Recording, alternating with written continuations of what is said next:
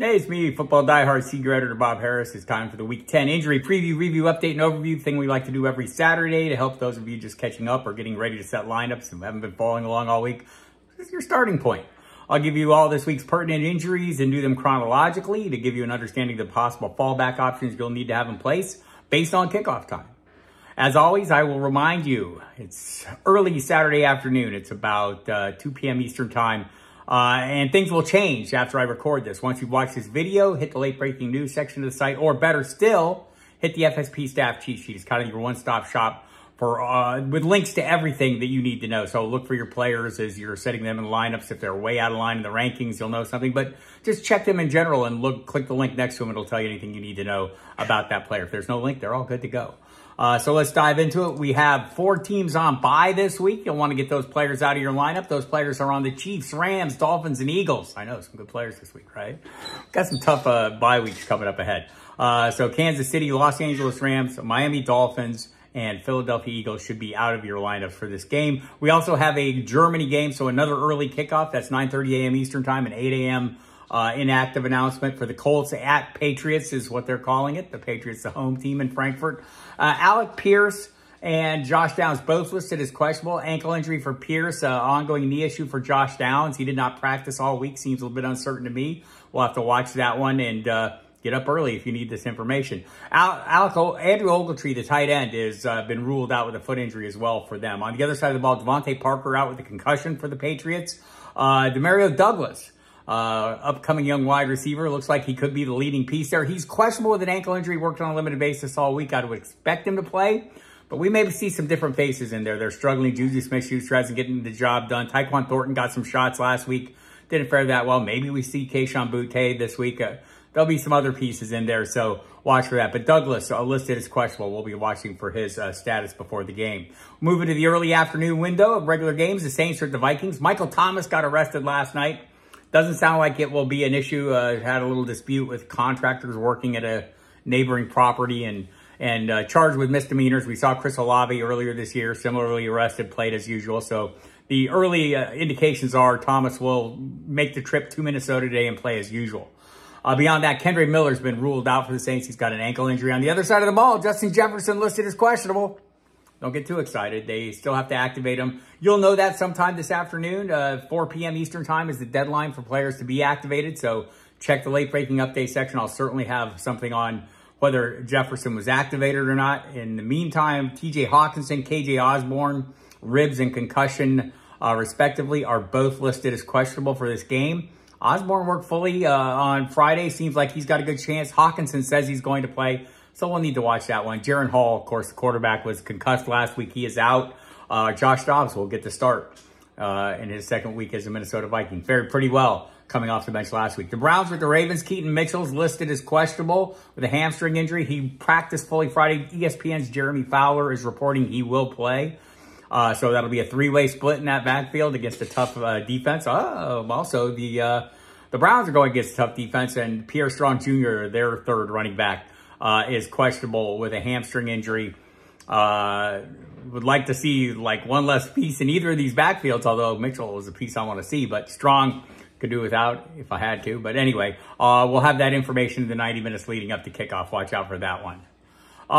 The Texans are at the Bengals. This is where it gets tricky. T. Higgins has been ruled out for the Bengals with a hamstring injury. That's going to be a problem. And it'll be a bigger problem if Jamar Chase can't go. He is listed as questionable with a back issue. He practiced on a limited basis Thursday and Friday. Diana Rossini of the Athletics reporting that he will test the injury pregame tomorrow, and that's when the decision will be made. We'll watch. They promoted a couple practice squad receivers, today for seems like a wise course of action. Tyler Boyd, Trenton Irwin, and Andre Yasovis, the rookie would be the top 3 if Chase can't go.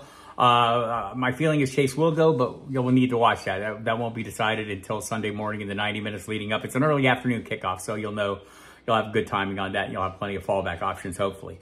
On the other side of the ball, Robert Woods is questionable with a foot injury that sidelined him the last 2 weeks. Seems likely he will go. And that's a good thing because they're without some other pieces. Nico Collins ruled out with a calf injury. Damian Pierce will miss his second straight game with an ankle injury. Devin Singletary will get the start in his place. And the kicker, Kaime Fairbairn, is out, been placed on IR. Matt Amendola, who has been signed and promoted from the practice squad to replace Fairbairn in this game.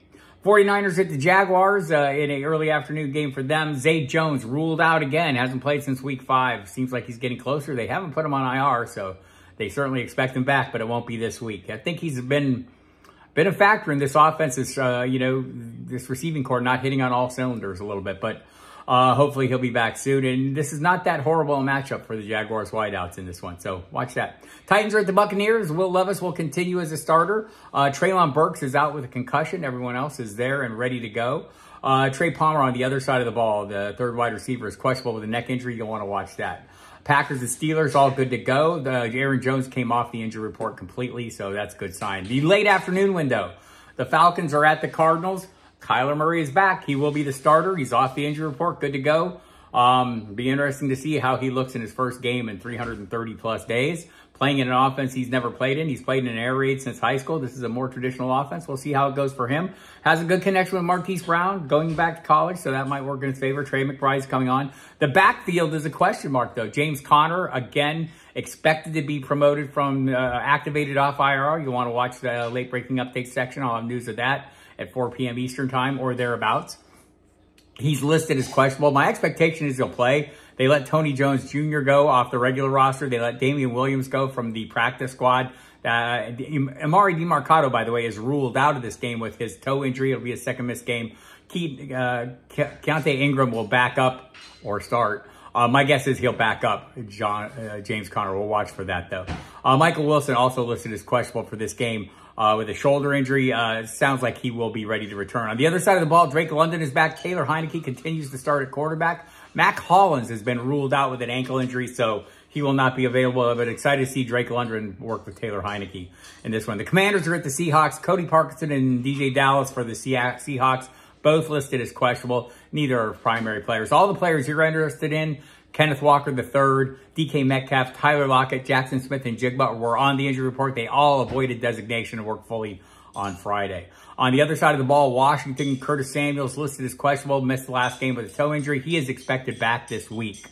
The Lions are at the Chargers, and Donovan Peoples-Jones, acquired in a trade last week from the Cleveland Browns, is listed as questionable. But nobody really cares about that. They care about David Montgomery. He's off the injury report and he returns. Ben Johnson, the offensive coordinator, says he will share the workload with Jahmyr Gibbs, who has come on strong in Montgomery's absence. These guys have a luxury of wealth at the running back position. We'll have to see how it shakes out. You know, it's fair to believe maybe they'll work Montgomery back in slowly, but either way, it's going to be a timeshare. So watch for that. On the other side of the ball, everyone's good to go. Giants and Cowboys. Tommy DeVito will start at quarterback with Daniel Jones on IR. Tyrod Taylor already still on IR. Says he could maybe come back this season, but for right now, they're hurting at quarterback going against that Dallas defense. Paris Campbell listed as questionable with a hamstring injury. Don't know that I want to play a lot of pieces on that Giants offense, not named Saquon Barkley. In fact, I probably want to start 0 of them if at all possible.